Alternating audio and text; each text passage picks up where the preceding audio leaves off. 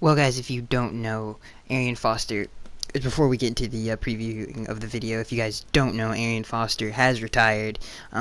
Huge, I don't know if it was that big of an announcement. I think a lot of people knew that he was going to do it, but obviously he's kind of playing hurt still, and, it is what it is, but the good thing is we're not going to miss him too much, but I would like to, just congratulate Arian on a wonderful, one of the greatest undrafted players of all time. If he could have stayed healthy, he would have went into the Hall of Fame. So let's get into the whole game. First of all, how excited is every Dolphins fan right now? At home beating our divisional rival to really keep us in the playoffs. Huge playoff win to begin with. If we don't win this game, let's just say we are in the playoff race in December or November. This game is going to mean a whole lot in terms of splitting games, getting over people to get to that 6th seed maybe, if the Buffalo Bills are still there. And we beat a very, very good football team in the Buffalo Bills. And one of the better coaches in the league, and Rex Ryan. I mean, his defenses are so tough to game plan for. It's so tough to win against. So one thing I want to say before we get into the offense side of the football is what a job by Vance Joseph. Kevin Coyle, if you guys know who Kevin Coyle is, our former defensive coordinator before Vance Joseph, the Joe Philbin era, he would have never, the genius of Vance to save Mario Williams and the way he subbed in and subbed out players was just amazing the whole game. The way he saved Mario Williams for the fourth quarter on those last few drives to really get pressure on Tyrod Taylor. It's one of the best jobs we've had. It was just a great job by Vance Joseph. He called a great game too. Didn't bring a lot of cheap pressure. Just kind of let our front four get after it. And Kiko Alonso, it wasn't no sort of sense of urgency to get off the field. We knew that we had a good game plan for him, and it was just great to see that in general. So let's start with the first half for the offense. The first half for the offense was great in terms of the run game. We just kind of, there were some bad play calls, but we kind of got away from that with Jay. But I think there was one drive we passed for first and second down, and we just really didn't work out so well. So there was one drive with bad play calls, but we were getting the run game going. We kept shooting ourselves in the foot with holding calls in that first half, and that really hurt us. But we were driving the football on them, and we had to settle for 2 field goals, which really sucked. We couldn't finish in the red zone. A lot of that had to do with, again, the same thing we had the problem with the Steelers was just penalties and shooting ourselves in the foot. If we could just finish off those drives, we would beat the Bills by a whole lot more than we did. But for the offense side of the football, they did good. I think we found out what we could really do.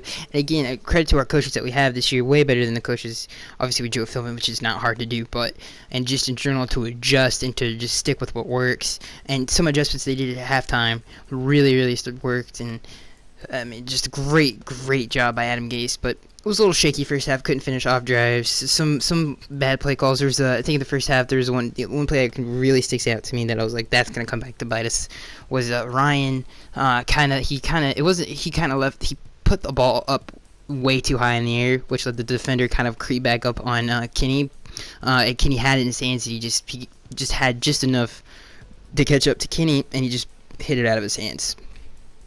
So but I mean, it is what it is. Sometimes you get them, sometimes you don't. But that was the biggest missed play of the first half. The first half defensively, we did a great job of stopping the run and setting the tone. The only, we gave up a touchdown to Tyrod.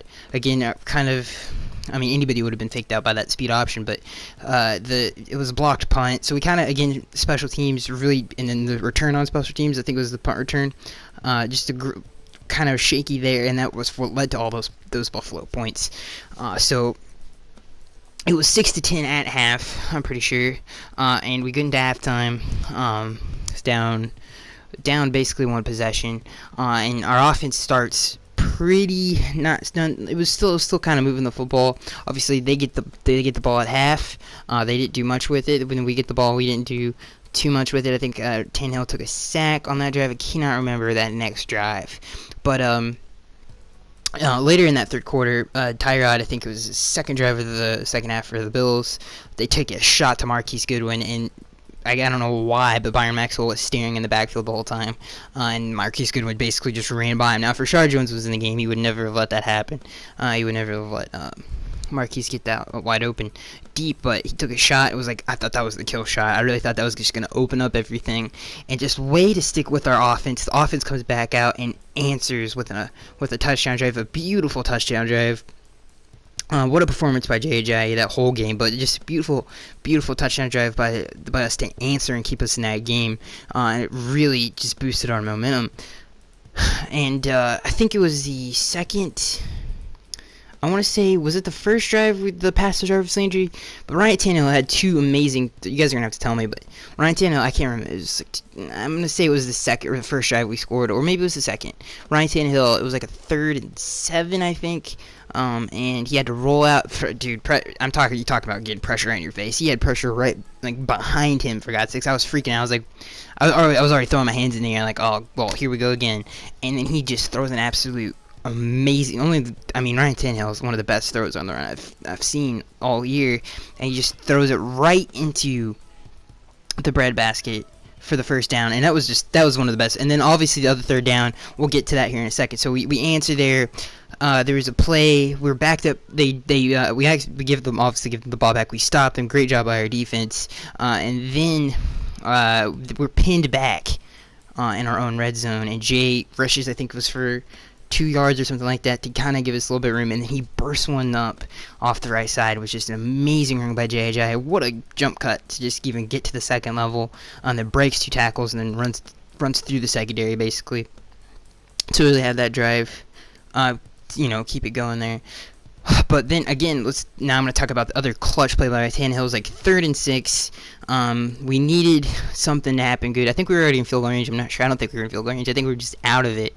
Or even more of that. I can't remember. I remember it would be like a 60 thing. So we weren't in field goal range, but we were in midfield or almost getting into Buffalo territory. It was like a 60-yard pass. So we were close. And he just this is what Derek Carr does, and this is what all the great quarterbacks do. Aaron Rodgers, Cam Newton, Derek Carr, they all they have that back shoulder throw, and he just took his chance. He would have threw it to let Kenny come back to the ball, catch it, and run in for a touchdown. It was the best play of the year by far. What a play by Ryan, and what a play by Kenny to adjust and come back for it, and what a throw to even throw him open right there. It was just a great play, and I'm glad we got to see that more. I think we need to do that more in general, but Ryan Tannehill made 2 huge plays. Let's get to J.J. Obviously, the only other Dolphin to ever have these kind of performances was Ricky Williams. And the funny thing is he also did it against Buffalo. So J.J. has just turned into an absolute star of a football player. It's very surprising. I didn't think he had it in him. And obviously this offensive line comes back, and hard to judge, your offense when you have, Billy Turner and Dallas Thomas on it, and then everything's just right. J.J., we've heard all training camp how good he's been, and we finally get to see that. In terms of game action, and it reminds everybody how good he was on the off season, and this is why everybody was praising him so much. He's showing it to us now. So just an amazing game by Jay. And then let's get to the defense in the second half. The fourth quarter of this, they locked the Bills up. Now they are missing Sammy Watkins. They're missing some big pieces, so they are playing a little hurt. But Tyrod Taylor, man, you know how hard it is, to get Tyrod Taylor. And Dominican Sue had probably one of his best, if not his best, game as a Dolphin, sacking him and getting pressure constantly on Tyrod Taylor. There was a hit on Tyrod where she was barreling down on him. If he doesn't throw the ball away as fast as he did, he knew when he was going to get hit, it was going to be a fumble. So he had to throw that. He had to get it away. So again, it's just a flawless game. There's a couple things like Tannehill messed up on this before the second half. He takes the sack instead of throwing it away. There's like 30 seconds and a half, but there was like nothing major. Obviously, we have to clean up the crap and holding calls in the red zone, and the penalties on Jarvis. I don't blame that on Jarvis at all. Michael Crabtree got flagged for touching his shoulder, so the refs need to. We need to somehow figure that out. So, just a great win, the best win we've had all year, especially against our division rivals who we haven't beaten almost 2 years. For God's sakes, swept us last year. So, it's great. It's a great feeling to beat your division rival. It's like a playoff. It's kind of that playoff game type of, you really want to win it. It's always good to beat your division rival. So hopefully, I mean, this I'm telling you guys, and the good thing about is this is how we win on a consistent basis. This team is playing like the Dallas teams that have a great offensive line who are just running the football, being efficient in the passing game, and taking the shots when they're there, and making plays when they're there. That's what this football team is right now, and it's playing amazing, which helps the defense. And our defense is more talented than that Cowboys defense, so we can do some damage. Hopefully the slow start doesn't kill us too much down the line of the regular season, but I think we'll be in the playoff race come December. So that's gonna be you guys. I am Skagster 23. I'll see you guys in the next one.